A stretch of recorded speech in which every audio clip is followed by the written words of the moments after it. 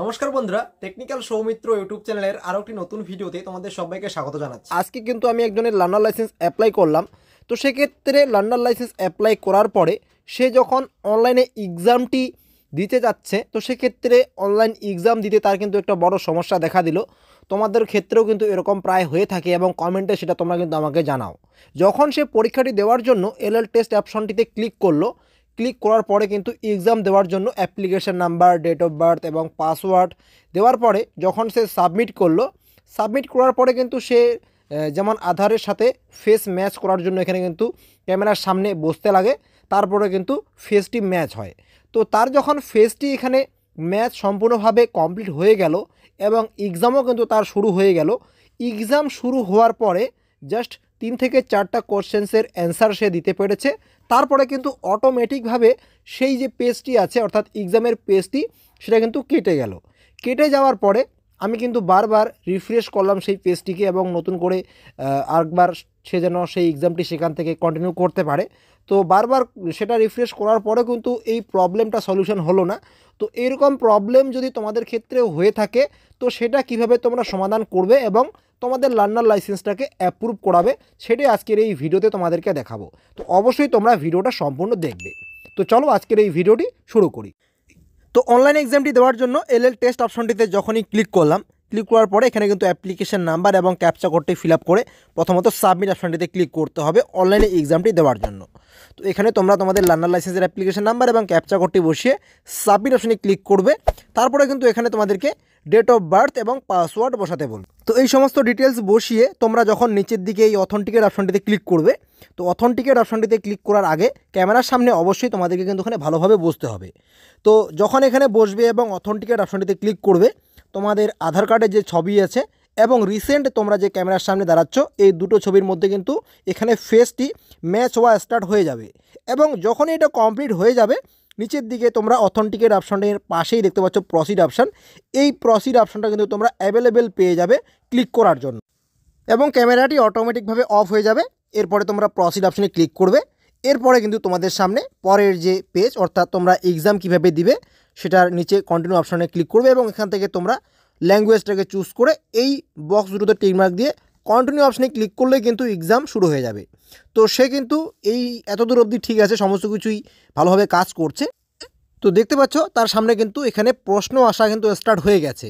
তো এখানে একটা চিহ্ন দিয়েছে এবং এই চিহ্নটার সঠিক অ্যান্সার কোনটা হবে সেটা কিন্তু এখানে 3টা অপশন দিয়েছে। এখান থেকে সঠিক অ্যান্সারটি চুজ করে তোমরা চাইলে কিন্তু এই কনফার্ম অপশনটিতে ক্লিক করতে পারো এবং উপরের দিকে কিন্তু এখানে 30 সেকেন্ড সময় দিবে। সেই 30 সেকেন্ডের মধ্যে কিন্তু তোমাদেরকে সঠিক অ্যান্সারটি চুজ করতে হবে। যদি তোমরা সঠিক অ্যান্সারটা চুজ না করো তাহলে কিন্তু অটোমেটিকভাবে পরের কোশ্চেন্সে তোমাদেরকে নিয়ে যাবে। তো দেখতে পাচ্ছ সে অলরেডি এখানে দুটো কোশ্চেন্সের অ্যান্সার চুজ করে ফেলেছে। সঠিক অ্যান্সার দেওয়ার পরে নিচের দিকে সে কনফার্ম অপশানেও ক্লিক করেছে।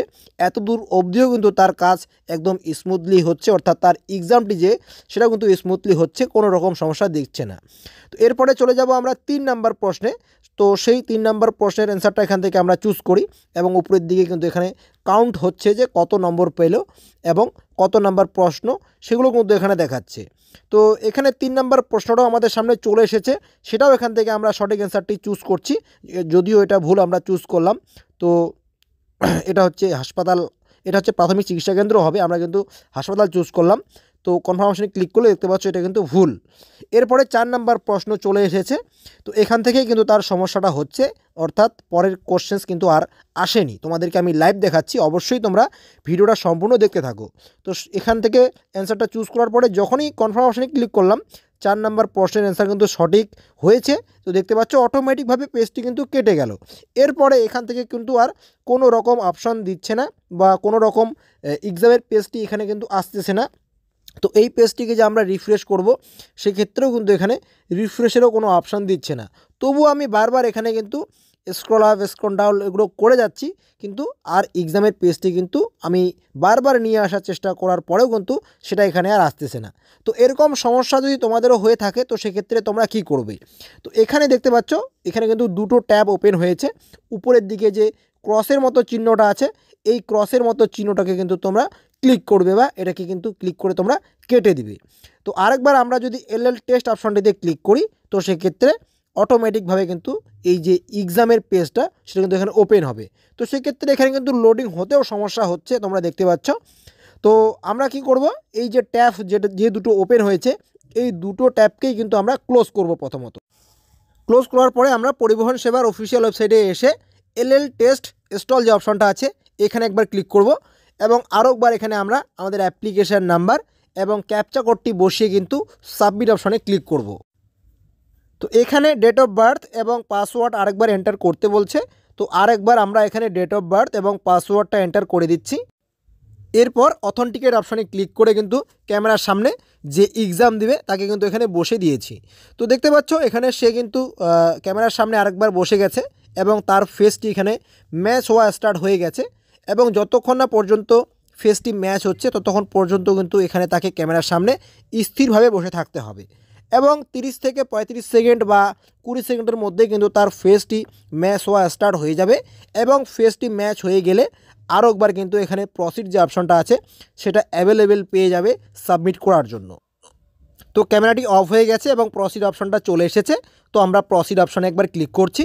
তো প্রসিড অপশনে ক্লিক করার পরে আরও একবার সেমভাবে আমাদের ইনস্ট্রাকশন দিয়েছে এক্সাম দেওয়ার জন্য।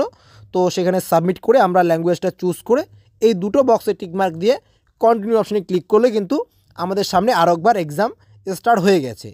তো সেক্ষেত্রে এই যে এক্সামটা আমি দ্বিতীয়বার যে আরেকবার ট্রাই করলাম, অর্থাৎ এখন যে সে দিচ্ছে এক্সামটি, এখন কিন্তু সে স্মুথলিভাবে এক্সাম দিচ্ছে এবং 10-এর মধ্যে কিন্তু সে 9 পেয়েছে এবং তার কিন্তু লার্নার লাইসেন্সটা অ্যাপ্রুভ হয়ে গেছে সঙ্গে সঙ্গে।